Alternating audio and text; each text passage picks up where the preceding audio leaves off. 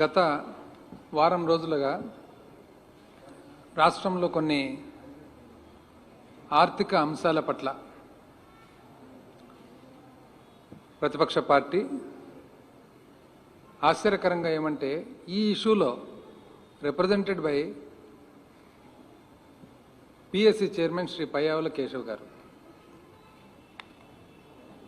41,000 కోట్లకు లెక్కలు లేవు, ఓచర్లు లేకుండానే చెల్లించారు, ఆర్థిక శాఖలో అవకతవకలు, కాగ్తో ఆడిట్ జరిపించండి, గవర్నర్కు పిఎస్సి చైర్మన్ పయ్యావుల కేశవ్ ఫిర్యాదు. ఇంకా ఒక స్టెప్ ముందరికే వివిధ అంశాలు, తెలంగాణ వాటా పైన కూడా ఏపీ అప్పు కాదండి. నేను యాక్చువల్గా కాన్స్టిట్యున్సీ టూర్లో ఉన్నాను, చాలా రోజులు అయిందని చెప్పి కాన్స్టిట్యున్సీ టూర్లో ఉండగా ఇది చూసిన తర్వాత అసలు ప్రెస్ మీట్లు, ప్రెస్ కాన్ఫరెన్సులు, గవర్నర్కు లెటరు, ఢిల్లీకి లెటరు, అక్కడ లెటరు, ఇక్కడ లెటరు, 2 డౌట్లు వచ్చినాయి నాకు. ఫస్ట్, టెక్నికల్ ఇష్యూస్ పక్కన పెడదాంలేండి, కామన్ సెన్స్తో ఆలోచన చేద్దాం.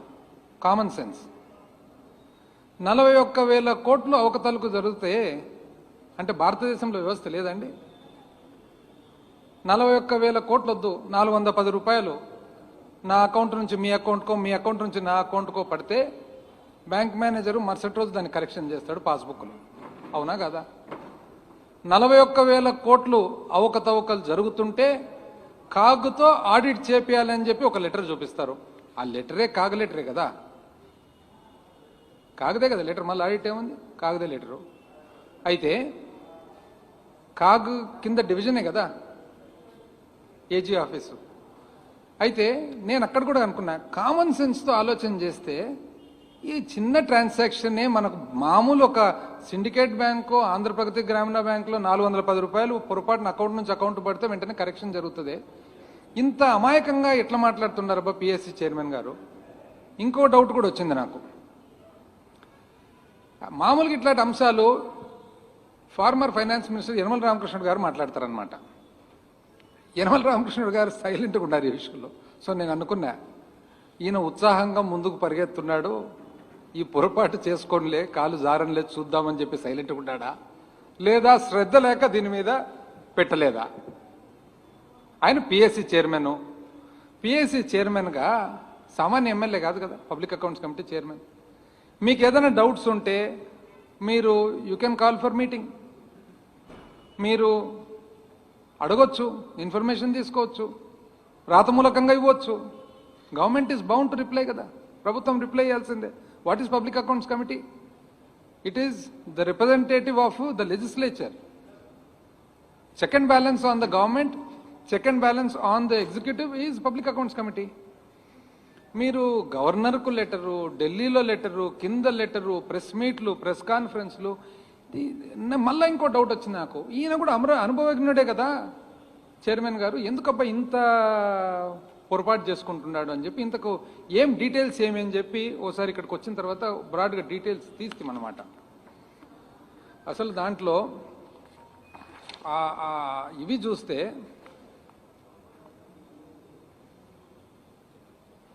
రాష్ట్ర ప్రభుత్వం జమ ఖర్చుల నిర్వహణపై సంచలనం ఆరోపణలు, సంచలనం.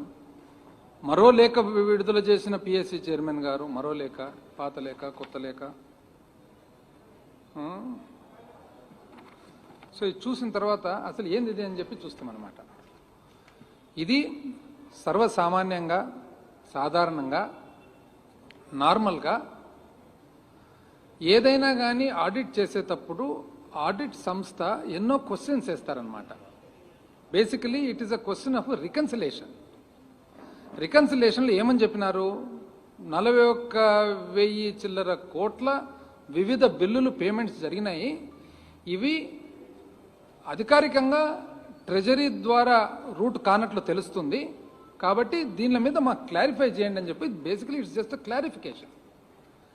క్లారిఫికేషన్ అనుకోండి, రికన్సిలేషన్ అనుకోండి. ఇప్పుడు ఉదాహరణకు మనం ఆడిట్ సంస్థ వస్తారు, మనం ఒక పరిశ్రమ జరుపుతుంటాము.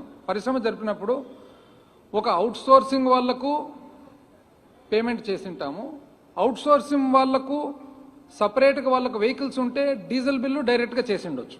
ఒక ఉదాహరణ. అప్పుడు ఏమవుతుంది, ఏదైతే మనం డీజిల్ బిల్లు పేమెంట్ చేసినామో ఆ డీజిల్ బిల్లు పేమెంట్ కూడా అవుట్సోర్సింగ్ వల్ల పేమెంట్లోనే భాగం.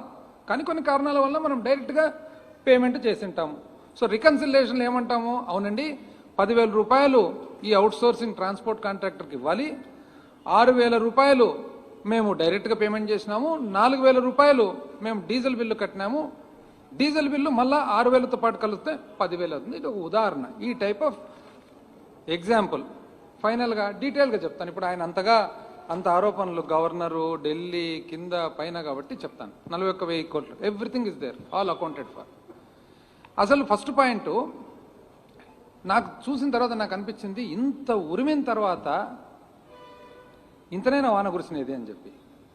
వారం రోజుల నుంచి అంత ఉరమడము, ఆడు చూస్తే వర్షం చూస్తే ఇంతేనా అని అనిపించింది. ఇది వింటే మీకు కూడా అర్థమవుతుంది ఎంత సింపుల్ అయిన సబ్జెక్ట్. ఇప్పుడు బేసికలీ ఇదంతా కారణం ఏమి? CFMS system, comprehensive financial management system. Comprehensive financial management system రాకముందు పేమెంట్స్ అన్నీ కూడా కంప్లీట్గా ఒక సిస్టమేటిక్గా, మాన్యువల్గా, ఫిజికల్గా ట్రెజరీ ద్వారా జరిగేది. సిఎఫ్ఎంఎస్ వచ్చిన తర్వాత కంప్యూటరైజేషన్తో పాటు అన్నీ కూడా స్టాండర్డైజేషన్, సెంట్రలైజేషన్ అయిపోయిందనమాట. అయితే ఇది ఎప్పుడు స్టార్ట్ అయ్యిండేది సిఎఫ్ఎంఎస్? ప్రతిపక్షం పార్టీ పొద్దు నుంచి సిఎఫ్ఎంఎస్ సిఎఫ్ఎంఎస్ సిఎఫ్ఎంఎస్ అని అంటారు. ఎప్పుడు స్టార్ట్ అయ్యిండేది సిఎఫ్ఎంఎస్? 2018 ఏప్రిల్ నెల, if I'm not mistaken. Correct date కూడా 2/4/2018 వర్క్ స్టార్ట్ అయింది సిఎఫ్ఎంఎస్. స్టార్ట్ చేసిన తర్వాత ఎంత ఆలోచనతో వాళ్ళు సిఎఫ్ఎంఎస్ చేసినాడో మీకు చెప్తాను చూడండి. మామూలుగా పేమెంట్ ఈజ్ ద నర్వ్ సెంటరా? ఇంచుమించు మనకు వెన్నెముక మాదిరి పేమెంట్ ప్రభుత్వానికి. సిఎఫ్ఎంఎస్ సిస్టమ్ ద్వారా పెట్టి ఎవరి చేతుల్లో పెట్టినారండి? సిఇఓ ఎవరప్పుడు? ఒక ప్రైవేట్ వ్యక్తి, ప్రభుత్వ ఉద్యోగి కాదే. ఒక ప్రైవేట్ వ్యక్తిని తెచ్చి సిఇఓగా పెట్టినది పాత ప్రభుత్వం.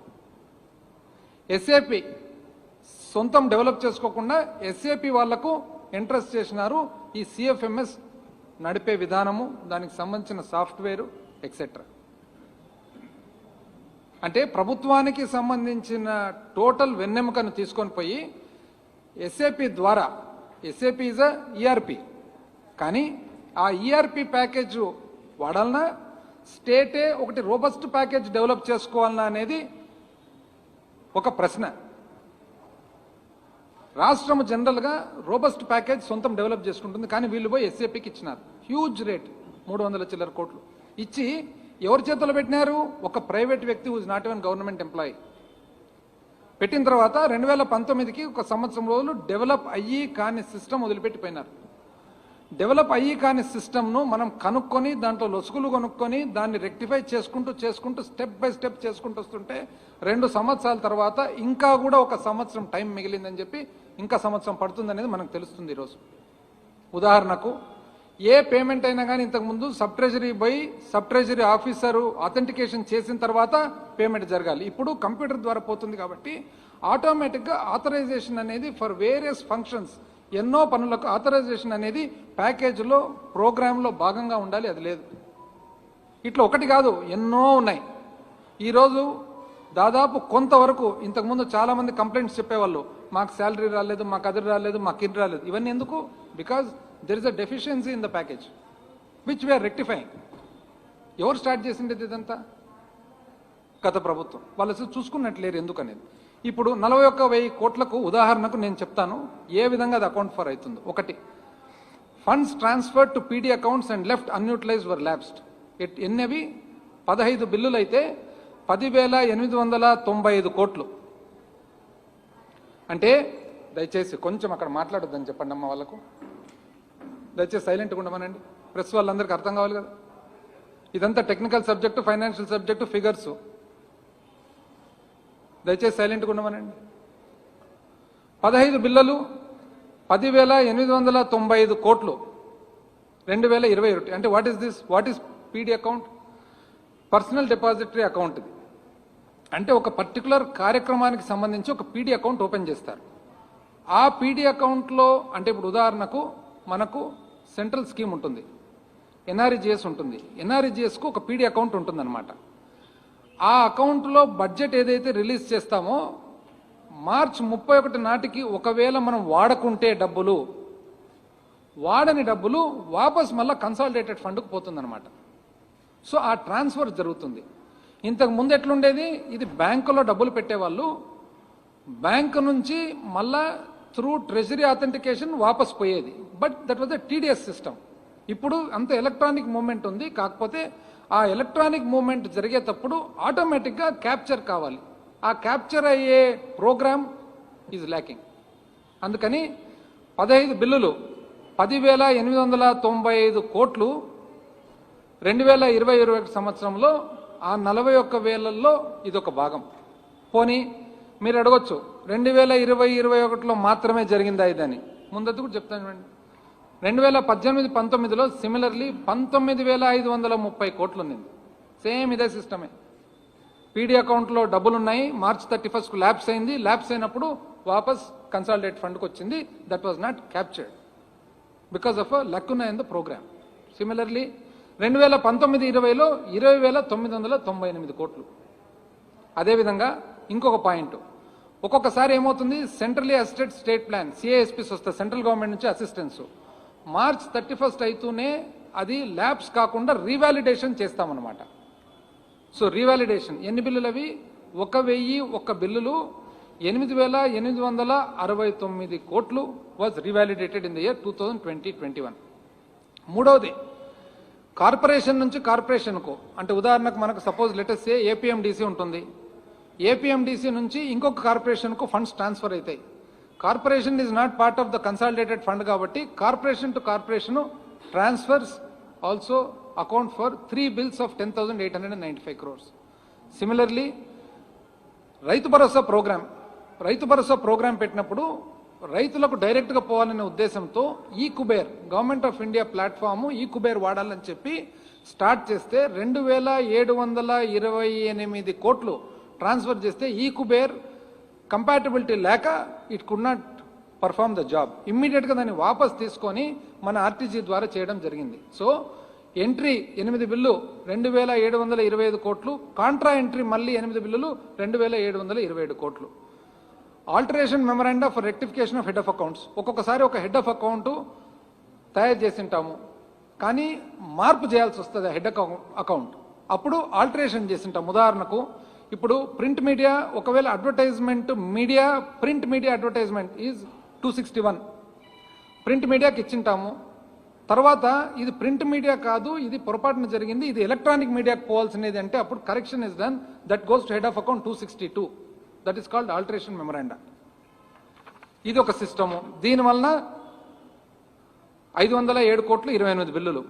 ఆ తర్వాత debited to consolidated fund and rectified later by bill number 13002216 of 4,179 ఏదైతే చేయూతకు సంబంధించి సిమిలర్లీ జస్ట్ లైక్ హౌ రైతు భరోసాది జరిగిందో 4,179 కోట్లు. అదేవిధంగా ఒక ఫండ్ సెంటర్ నుంచి ఇంకో ఫండ్ సెంటర్కు షిఫ్టింగ్, అంటే ఉదాహరణకు లెటర్సే ఒక ఆఫీసు విజయవాడలో ఉంటుంది, ఆ ఆఫీసు విజయవాడ నుంచి పక్కన ఏలూరుకు మారింది ఏ కారణం వల్లన్నా, అది దట్ ఈస్ 1 బిల్ 61 లక్ష.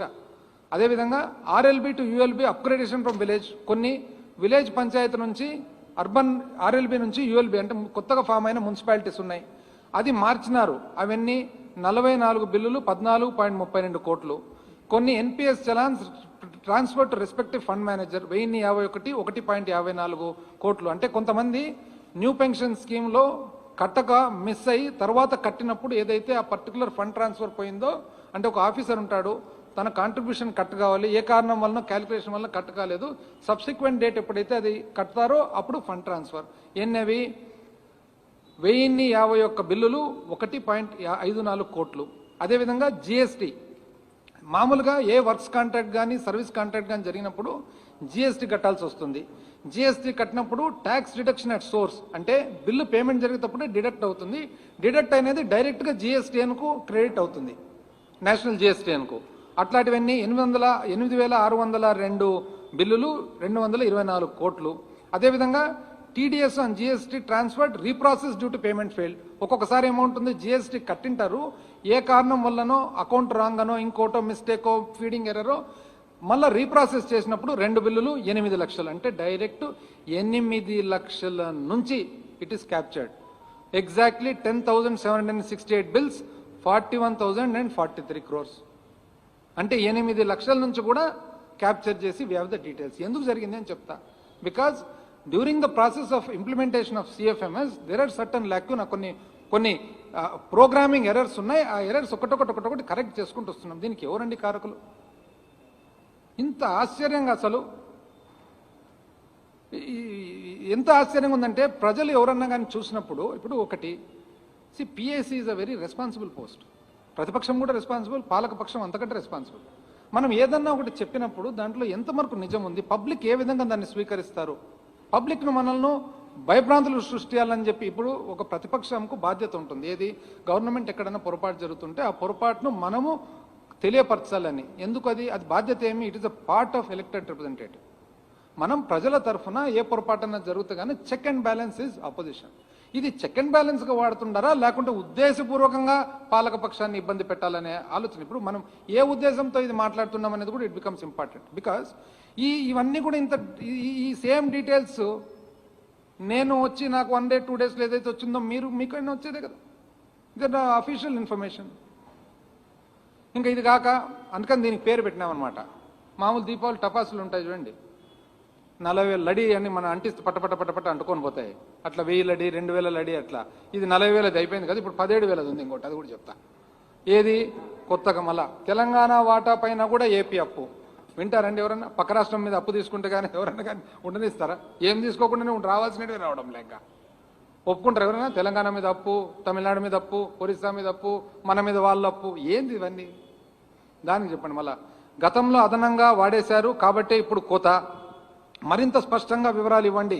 రాష్ట్ర ఆర్థిక శాఖ కేంద్రం లేక. దాని తర్వాత ఇంకేమి? అప్పుల్లో కనికట్టు. ఏంది అప్పుల్లో కనికట్టు? కాసుల వేటలో ఓడిపోయే, అప్పు పుట్టే దారేది అంటే ఇవన్నీ ఉద్దేశపూర్వకంగా రాష్ట్రాన్ని బదనాం చేయాలని చెప్పి ఆలోచనతో సిస్టమేటిక్గా జరుగుతున్నట్లుంది. ఇది కూడా చెప్తాను ఏందో సబ్జెక్ట్. ఇదేమి? ఒక లెటర్ వచ్చిందండి. ఎక్కడి నుంచి వచ్చింది లెటరు? గవర్నమెంట్ ఆఫ్ ఇండియా నుంచి ఒక లెటర్ వచ్చింది. ఎప్పుడు? 30 జూన్. ఏమని? మీకు రావాల్సిన ఏదైతే మామూలుగా సంవత్సరానికి ప్రతి రాష్ట్రానికి ఇంత అప్పు చేసేదానికి ఒక పర్మిషన్ ఉంటుంది. ఏ విధంగా ఉంటుంది అది? స్థూల ఉత్పత్తి మీద ఒక పర్సెంటేజ్గా. అంటే ఈ సంవత్సరం ఒకవేళ 3% ఉందంటే 3% స్థూల ఉత్పత్తి మీద, 3.5 అంటే 3.5 అంటే ఉదాహరణకు 1,00,000 కోట్లు ఉందనుకోండి, 1,00,000 కోట్ల మీద మనకు 3% చేసేదానికి ఉంటుందన్నమాట. 10 లక్షల కోట్లు ఉంది కాబట్టి 30,000, 3.5% అంటే 35,000. ఇది లెటర్. దాంట్లో వాళ్ళు ఏమంటున్నారంటే ఒక లెటర్ రాసి ఇందులో భాగంగా తెలంగాణ వాటాకు చెందిన అప్పు ఏదైతే రీపేమెంట్ ఉంటుందో ఆ రీపేమెంట్ కూడా ఇది కలిసినట్లుంది అని చెప్పి వాళ్ళు ఒక లెటర్ రాయడం జరిగింది. మేము చెక్ చేసినాం ఏంది ఇది అని చెప్పేసి. ఇప్పుడు యాక్చువల్గా పార్టీషన్ అయినప్పుడు 2014-15 పునర్వ్యవస్థీకరణ జరిగినప్పుడు అప్పు ఏదైతే ఉందో ఆ అకౌంటింగ్ ఎట్లా పెట్టినారంటే, అకౌంటింగ్ తెలంగాణ వాళ్ళ వాటా అప్పు వాళ్ళు కట్టినా, మన వాటా అప్పు మనం కట్టినా 2 అప్పులు కూడా మన దాంట్లోనే కట్ అవుతాయి. కానీ తెలంగాణ అప్పు ఏదైతుందో కాంట్రా ఎంట్రీ మళ్ళీ మన దాంట్లో ఎంట్రీ జరుగుతుందన్నమాట. అంటే ఉదాహరణకు మనకు పార్ట్నర్షిప్ ఉంది, ఇద్దరం భాగస్థులము. మీరు అప్పు సపరేట్ తీసుకున్నారు, నేను అప్పు సపరేట్ తీసుకున్నాను.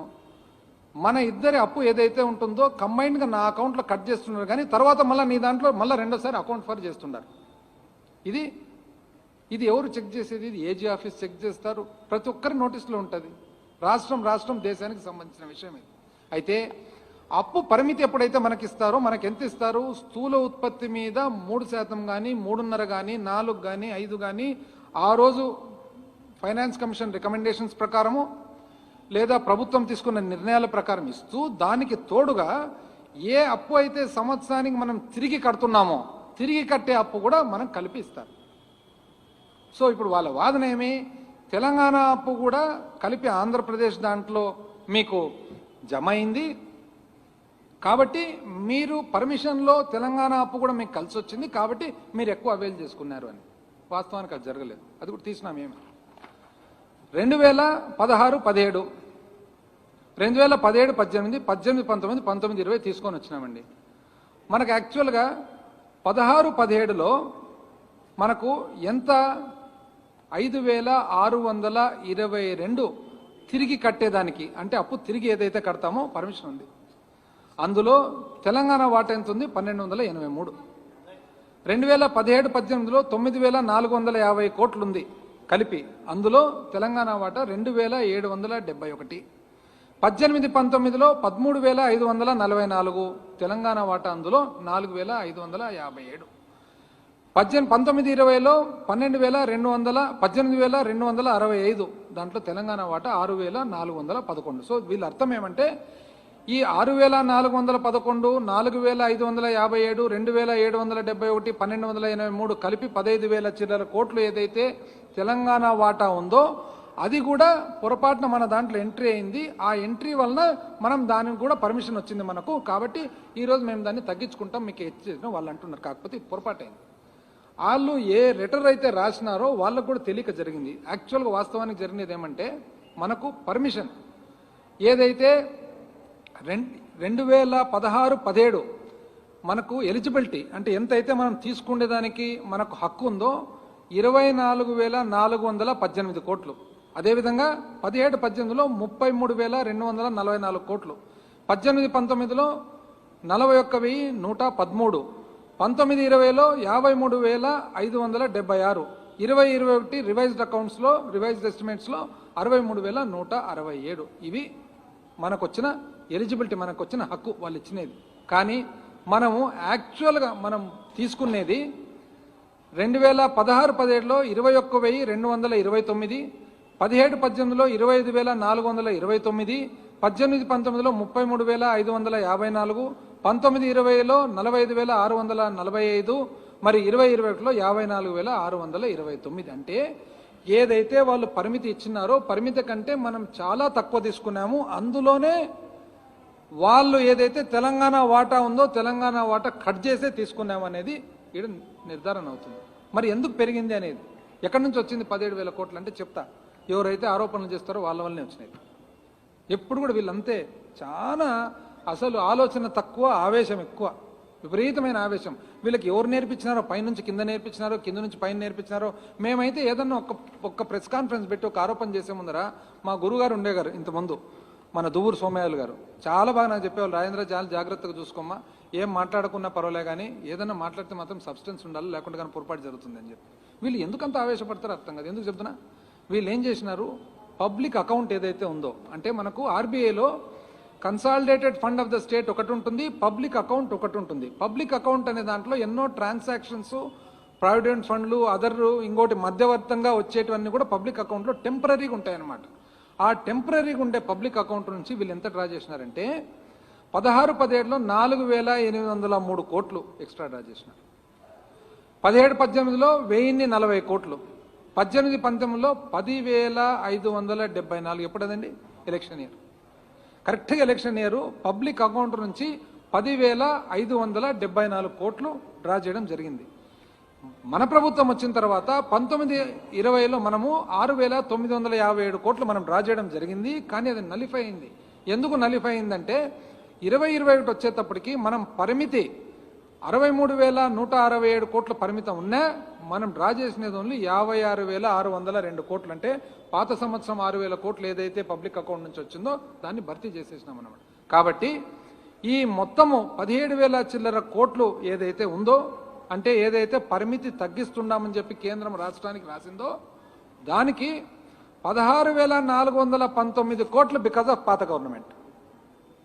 మళ్ళీ ఒకసారి చెప్తానండి, 17,000 చిల్లర కోట్లు, 17,000 ఏదైతే లెటర్ రాయడం జరిగిందో ఆ లెటర్లో 16,419 కోట్లు బికాజ్ ఆఫ్ పాత గవర్నమెంటు, 392 కోట్లు మాత్రమే బికాజ్ ఆఫ్ మన గవర్నమెంటు, 1,013 కోట్లు ఉదయ్ లాసెస్ వస్తాయనే ఉద్దేశంతో, ఉదయ్ స్కీమ్ కింద లాసెస్ వస్తాయనే ఉద్దేశంతో వాళ్ళు ఒక ప్రొవిజన్ పెట్టినారు. లాస్ లేదు కాబట్టి ఆ ప్రొవిజన్ వచ్చేస్తుంది. ఇంత క్లియర్గా ఉంటే ఏమేమండి తెలంగాణ వాటా కూడా అంట, తెలంగాణ వాటా మనమే వాడుతున్నామంట, పక్క రాష్ట్రం వాడే దాంట్లో. అంటే వీళ్ళకి అందరు సఖ్యత ఉండేది ఇష్టం ఉన్నట్లేదు చూస్తుంటే. అసలు ఎంత ఆశ్చర్యంగా ఉంది చూడండి. అందుకని నాకు వీళ్ళు చూసిన తర్వాత అనిపిస్తుంది, ఎవరు మా ఊర్ల పక్క చెప్తుంటారనమాట, ఇది అంచు డాబే కానీ పంచడాబు లేదని చెప్పి. పంచ కట్టుకుంటాం కదా, అంచు మాత్రం ఫ్యాషనబుల్గా ఉంటుంది, ఎవడన్నా చూస్తానే టక్కని చెప్పి ఏం పెట్టినారబ్బా పంచ అని. లోపల పంచలో మాత్రం ఉండదు, స్టఫ్ ఉండదు. ఇది వీళ్ళది. అసలు ఎంత ఆశ్చర్యకరమైన ఇది. ఏమంటే ఇంకా మాటలకు ఇంకోటి అప్పుల్లో కనికట్టు ఓడిపోతాము, ఓవర్ డ్రాఫ్ట్ చేస్తాము, ఇంకోటి చేస్తాము, పరపతి పోయే ఉన్న పరపతి కూడా వీళ్ళు తీసేటట్టు ఉన్నారు చూస్తుంటే. రాష్ట్రానికి కేంద్రం షాకు. ఎందుకు ఇస్తారండి షాకు? ఫెడరల్ సెటప్ ఇది, ఎవరెవరికి షాక్ ఇస్తారు? అప్పు కావాలా ఏంటి ఇవన్నీ? రాష్ట్రానికి మర్యాద చేసేసే పనులు. అవునండి అప్పు చేసినాం, ఏమి తప్పేమి? నాకు అర్థం కాలే. ఏమి అంటే మన ఇష్ట ప్రకారం అప్పు చేయొచ్చు అని అనుకుంటున్నారు అందరు? లేదే, మనకు ఒక పరిమితి ఉంటుంది, ఆ పరిమితి లోపల చేస్తున్నాం. ఏ పరిస్థితుల్లో చేస్తున్నాం మనం? ఏ పరిస్థితుల్లో? 2019-20లో వాస్తవానికి 19-20లో స్లోడౌన్ అయిపోయింది, ఎకానమీనే స్లోడౌన్ అయిపోయింది. ఎకానమీ ఏ విధంగా స్లోడౌన్ అయింది అందరికీ తెలుసు. 20-21 నుంచి కోవిడ్, 21-22 కోవిడ్. ఈ పరిస్థితులు చేయాల్సి వచ్చింది. సామాన్య మానవుని కాపాడుకునేదానికి, పరిపాలన చేసేదానికి మరి ప్రభుత్వము అన్ని రకాలుగా ఒకవేళ పరిపాలన చేసేదానికి అప్పు చేయాల్సిన పరిస్థితి వచ్చింది. మనం ఒక్కరమే కదా చేస్తుండేది, ప్రతి ఒక్కరు చేస్తున్నారు. ఎవరు చేయలేదండి? ప్రపంచంలో ఎవరు చేయలేదు చెప్పండి నాకు. ఒక రాష్ట్రం చెప్పండి అప్పు చేయని రాష్ట్రం, ఒక దేశం చెప్పండి అప్పు చేయని దేశం. ఎందుకు దానికి అంత ఉలిక్కి పడుతున్నా? మీరు చేసినారే, మీరేం తక్కువ చేసినారు అప్పు? మీరెంత అప్పు చేసినారనేది సిఏజీఆర్ కూడా చెప్తా. మీరు చేసిన అప్పన్న కనీసము ఇక్కడ ఈరోజు ఈ ప్రభుత్వం చేసిన అప్పన్న కనపడుతుంది, పేదవానికి కనపడుతుంది, రైతు అకౌంట్లో పడుతుంది, పొదుపు మహిళల అకౌంట్లో పడుతుంది, వాళ్ళు కష్టపడి ఏదైనా పని చేసుకునేదానికి వాళ్ళకు ఉపాధి కల్పించడానికి పడుతుంది, విద్యార్థుల అకౌంట్లో పడుతుంది, ఆరోగ్యశ్రీలో పడుతుంది, అన్ని పడుతుండే. మీరు చేసినది ఎక్కడ ఉండండి? ఏమనంటే ఏం చెప్తారో తెలిసినా దానికి, మేము కాన్ఫెడరేషన్ ఆఫ్ ఇండియన్ ఇండస్ట్రీ ద్వారా మేము వైజాగ్లో సమ్మిట్ పెట్టినామండి, కాబట్టి పరిశ్రమ వచ్చిందండి. మనకు తెలియదండి 5 ఏళ్లలో ఎంత పరిశ్రమలు వచ్చినాయనేది. ఊరికే చెప్పుకోవడం కానీ ఏం పరిశ్రమ? నిజమైన పరిశ్రమలు, గట్టి పరిశ్రమలు వచ్చినది శ్రీ సిటీలో వచ్చినాయి. శ్రీ సిటీ ఎవరండి స్థాపించిండేది? అసలు మేము ఆశ్చర్యపోయే వాళ్ళం. వాళ్ళ పబ్లిసిటీ కూడా ఎట్లా అంటే, మాట్లాడితే వైజాగ్లో నేను ఫోటోలు చూస్తే ఓ రోజు అప్పట్లో వైజాగ్ పేపర్లు చూస్తే అసలు ఒక ఆయన సూట్ గీట్ వేసుకుంటున్నారు, ఏదో పేపర్లు ఏమనంటే ఎంఓయూ. ఏమి ఎంఓయూనో, ఎవడు స్థాపించినాడో ఎవడు స్థాపించలేదో. ఒకసారి ఏం చెప్పినారంటే క్యాన్సర్ ఫౌండేషన్ అంట 1,50,000 ఉద్యోగాలు వస్తాయంట. క్యాన్సర్ ఫౌండేషన్లో 1,50,000 ఉద్యోగాలు. నేను అడిగిన అసెంబ్లీలో, మీరు పేషెంట్ల గురించి మాట్లాడుతున్నారా ఉద్యోగస్తుల గురించి మాట్లాడుతున్నారా అని. ఎట్లా వస్తారండి 1,50,000?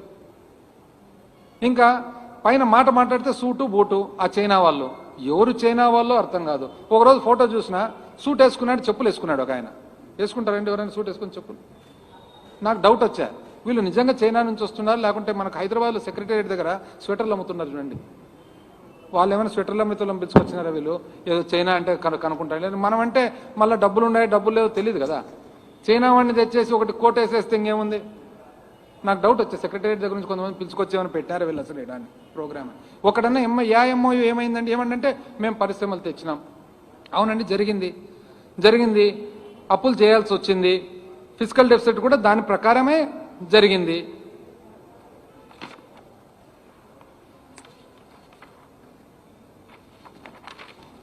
రెండు 2016-17 నుంచి చూస్తే మామూలుగా 28% ఉండేది, 30 దాటింది. ఏది?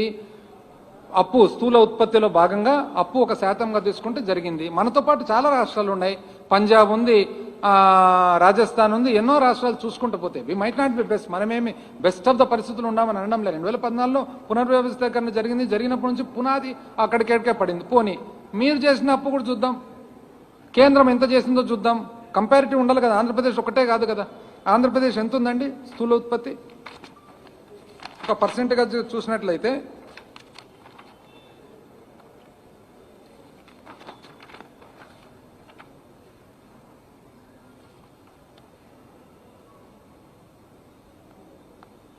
Physical deficit as percentage of GSDP ఎంత ఉందండి? 19-20లో 4.08, 20-21లో 5.51.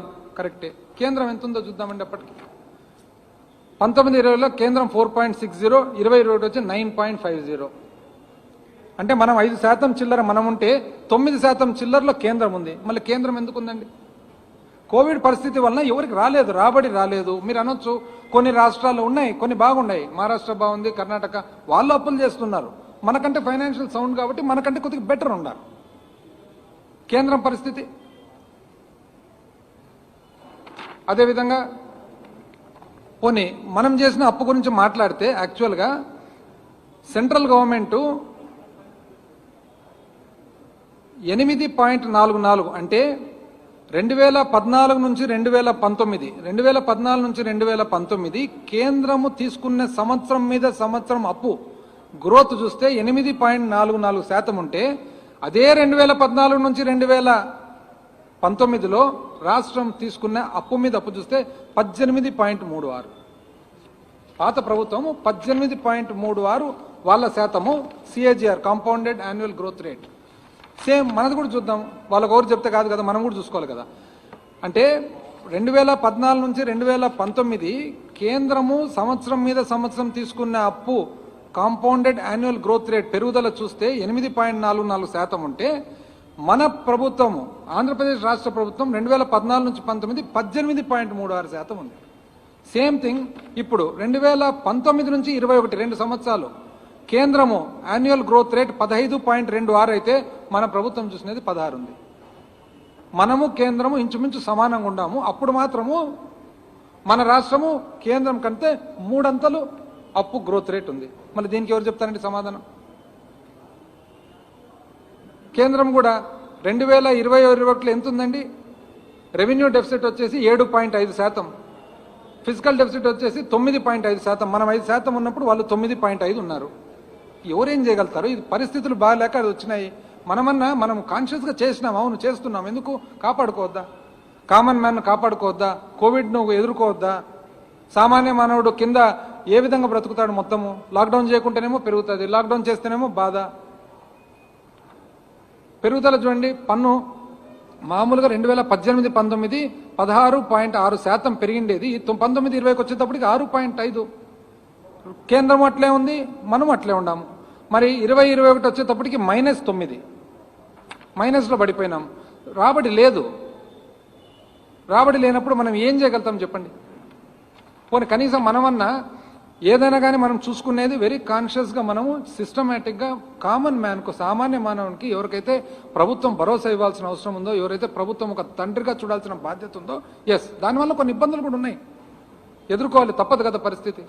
మనం ఈ విధంగా చూసినట్లయితే ఎంతండి, ఆల్మోస్ట్ 2 సంవత్సరాలకు గాను అమ్మఒడి అయితేనేమి, జగనన్న అమ్మఒడి అయితేనేమి, జగనన్న వసతి దీవెన అయితేనేమి, జగనన్న విద్యా దీవెన అయితేనేమి, విదేశీ విద్య కానీ, వైఎస్ఆర్ రైతు భరోసా కానీ, 0 వడ్డీ అయితేనేమి, YSR free crop insurance, input subsidy, మత్స్యకార భరోసా, 0 వడ్డీ, పెన్షన్ కానుక, చేయూత, ఆసర, బీమా, కాపు నేస్తం, నేతన్న నేస్తం, చేదోడు, లా నేస్తం, వాహన నేస్తం, ఇవన్నీ కలిపితే 2 సంవత్సరాలు గాను ఇంచుమించు 1 లక్ష చిల్లర కోట్లు డైరెక్ట్గా పబ్లిక్ లేకపోవడం జరిగింది. ఇంచుమించు బెనిఫిషరీస్ వచ్చేసి కొన్ని కోట్లాది మంది బెనిఫిషరీస్కు, లబ్ధిదారులకు డైరెక్ట్గా పోయింది. వాళ్ళు చేసినారండి. వాళ్ళు ఎట్లా చేసినారు? అప్పట్లో గుర్తుందా వాళ్ళు చేసిండేది? ఏమన్నంటే ఆయన అన్న స్పీచ్లోనే ఒకసారి ఆశ్చర్యం ఉంటుంది. 9 ఏళ్ళు ఏమని చెప్పినాడు ఆయన?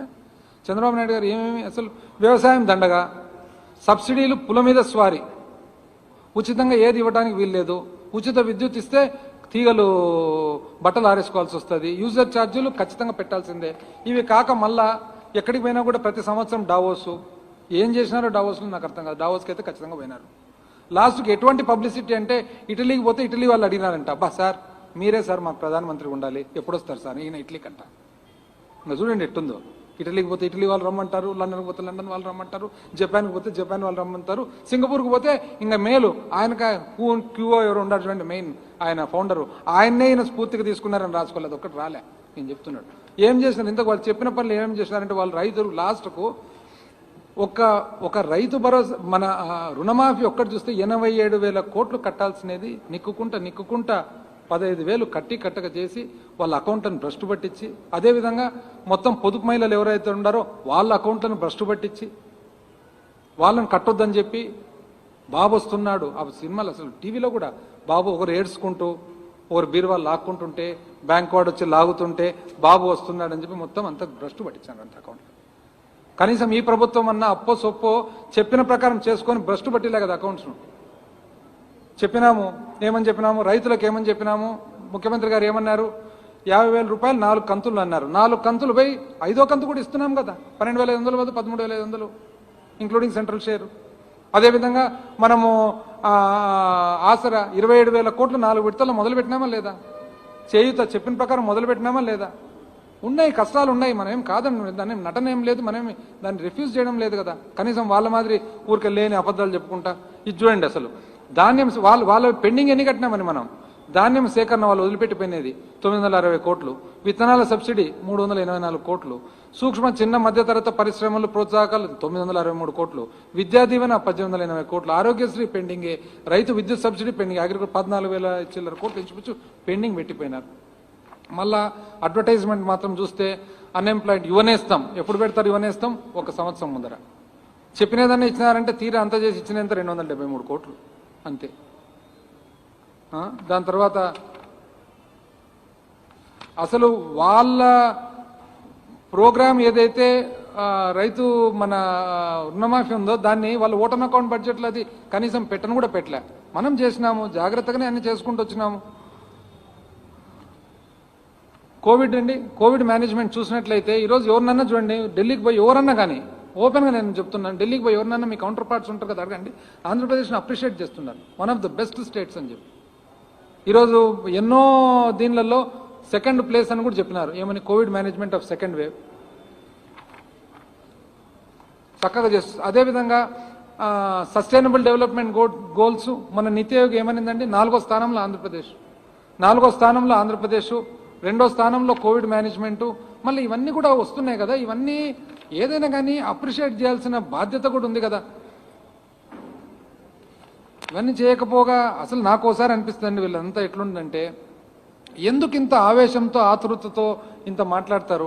నాకు తెలిసి కింద నుంచి పైకి ఇన్ఫ్లుయెన్సా, పై నుంచి కింద ఇన్ఫ్లుయెన్సా. కానీ మా పక్క ఇంకోటి సామెత చెప్తుంటారు ఎప్పుడు, దున్నపో తినిందంటే దూడని కట్టేయండి అని చెప్పి. సేమ్ అట్లే వీళ్ళది అట్లే ఉంటుంది. ఏదో ఒకటి చూడ్డము, అసెంబ్లీలో కూడా చూస్తాం కదా, తక్కువ చేసి ఏందేందో మాట్లాడతారు. దాంట్లో సబ్స్టెన్స్ లేదా దాంట్లో? దయచేసి నేను అందరికీ, చైర్మన్ గారికి, ఇంకోరికి అందరికీ ఏం కోరుతున్నా అంటే, ఏదన్నా సార్ రెస్పాన్సిబుల్ పోస్టు, దయచేసి మీరు ఇన్ఫర్మేషన్ కాల్ఫర్ చేయండి, ఇన్ఫర్మేషన్ తీసుకొని మాట్లాడండి. అంతేగాని ఇట్లా పబ్లిక్ను భయభ్రాంతులు సృష్టించొద్దండి. భయభ్రాంతులు సృష్టించి ఇప్పుడు as it is a Covid సిచ్యువేషన్లో బ్యాడ్ సిచ్యువేషన్ ఉంది. బ్యాడ్ సిచ్యువేషన్ ఉన్నప్పుడు కన్స్ట్రక్టివ్గా ఏదన్నా కానీ ఉండాలి, కానీ డిస్ట్రక్టివ్ సలహాలు, డిస్ట్రక్టివ్ కేవలం జస్ట్ బికాజ్ మనకు మీడియా మీద గ్రిప్ ఉంది కదా అని చెప్పి మీడియా ద్వారా ఇట్లా డైలీ ఆ అప్పు దొరకలేదు, ఈ అప్పులు ఎక్కువ పెట్టినారు, దాంట్లో ఎక్కువ ఇచ్చినారు, దీంట్లో తక్కువ ఇచ్చినారు, ఏంటండి ఇవన్నీ? దీంట్లో ఒక దాంట్లోనే ఏదన్నా సబ్స్టెన్స్ ఉందా? దయచేసి నేనైతే త్రూ దిస్ ఈ వేదిక ద్వారా ఎవరైతే రెస్పాన్సిబుల్ పీపుల్ అక్కడ ఉన్నారో వాళ్ళందరినీ నేను అందుకని అనుకున్నా, ఫస్ట్లే అనుకున్నా యనమల రామకృష్ణుడు గారు మాట్లాడాలని, ఇష్యూ ఎందుకు మాట్లాడలేదు నేను అనుకున్నా. ఈయన ఉత్సాహంగా పరిగెత్తున్నాడు, పడతాడు పడనిలే అని చెప్పి వదిలిపెట్టినాడు ఏమన్నా డౌట్.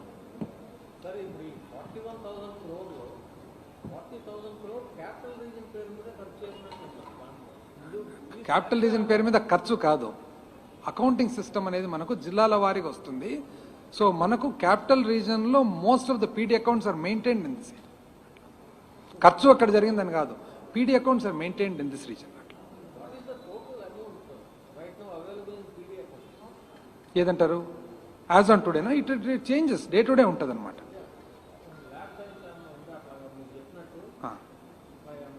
అంటే పీడీ అకౌంట్లో ఎంత ఉందనేది డే టు డే 6,000 ఉండొచ్చు, 7,000 ఉండొచ్చు, on day to day basis. It is like an account, మన అకౌంట్ బ్యాలెన్స్ మాదిరి. ఈ రోజు మన అకౌంట్లో ఎంత ఉందంటే ఈ రోజు మన బ్యాంక్ బ్యాలెన్స్ చూసుకుంటే తెలుస్తుంది. అట్లా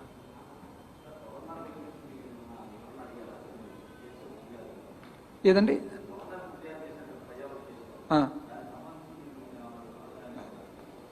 ఎవరికైనా కానండి సింపుల్ కామన్ సెన్స్ కదా. భారతదేశంలో అకౌంటింగ్ లేదా, సిస్టమ్ లేదా? నేను ముందనే చెప్తే కదా, మనం గ్రామీణ బ్యాంకుకి పోతే 410 రూపాయలు పక్కకు పోతే కానీ మరుసటి రోజు మళ్ళీ అడ్జస్ట్ చేస్తాడు, 41,000 కోట్లు ఇట్లా పోతుందండి. I have given complete details కదా, ఇంక్లూడింగ్ బిల్ నెంబర్ 6.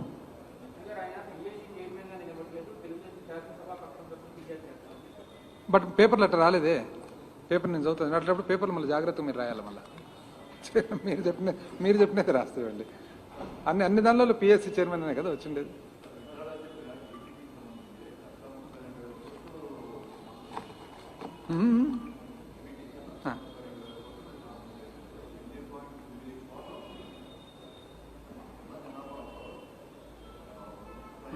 కరెక్ట్, నాకు అర్థమైంది, మీ పాయింట్ అర్థమైంది. అర్థమైంది నాకు. ఇది రైతు ఉంటాడు, రైతు భరోసా ఇవ్వడం ఏమి, it is because is a farmer. But the same farmer might also be eligible for pension కదా. సో అంటే ఇది పర్సన్ బేస్డ్ కాదు కదా, ఇట్ ఈస్ యూసేజ్ బేస్డ్.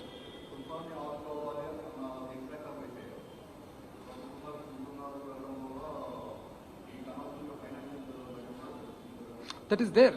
అంటే it is a conscious decision. For example ఒక రైతు ఉంటాడు, చెప్తాను, ఒక రైతు ఉంటాడండి, రైతుకు రైతు భరోసా, అదే రైతుకు పిల్లలు ఉన్నారు, ఆడపిల్ల చదువుకోవాలి, సో విద్యా దీవెన వస్తుంది, ఇంకొక ఆడపిల్ల ఉంది, Vasathi Deevena అర్హురాలు. We cannot differentiate కదా, ఇట్ ఇస్ డిఫికల్ట్.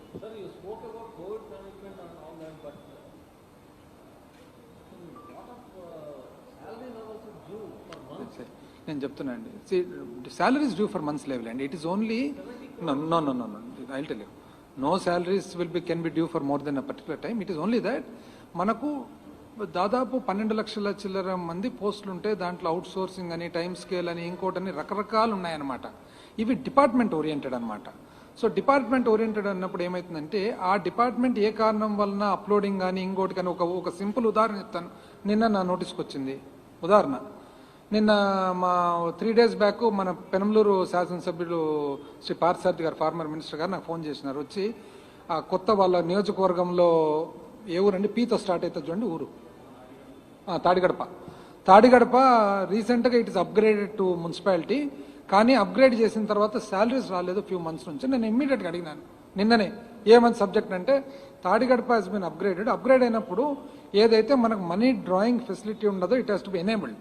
ఆ ఎనేబులింగ్ అనేది జరగలేదన్నమాట. అట్లా కొన్ని ఇప్పుడు కొంతమంది అవుట్ సోర్సింగ్ వాళ్ళు ఉంటారు, కొంతమంది ఆ 104లో కొన్ని ఎంప్లాయీస్ టెంపరీగా. ఇది బేసికలీ డిపార్ట్మెంట్స్ నుంచి మనకు రావాలి. డిపార్ట్మెంట్స్ నుంచి వస్తేనే salaries absolutely there is no issue. అదే అండి, ఒక పర్టికులర్ కేటగిరీ. ఇదే తాడిగడప 3 నెలలు 4 నెలల నుంచి పెండింగ్ ఉంది. మరి ఎందుకుంది? Somebody has to come say. అదే కదా నేను చెప్పేది, CFMS has not been completely enabled.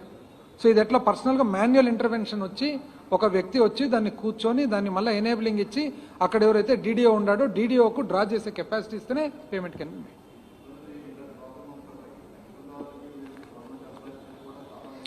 ఉందండి, నేను ఒక్కటి చెప్తానండి. దట్ ఐ యాక్సెప్ట్, నేనేం దాంట్లో కాదనడం లేదు. కాకపోతే ఒకటి మానవ దృక్పథంతో ఒకసారి చూడండి.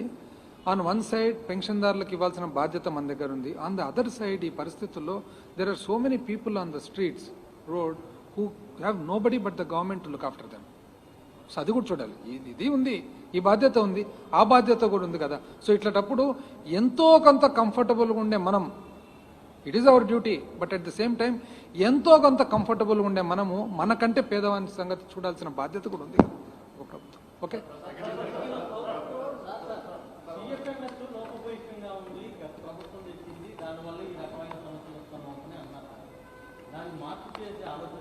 చేస్తున్నాం. No, we are rectifying, we are trying to create a parallel system also.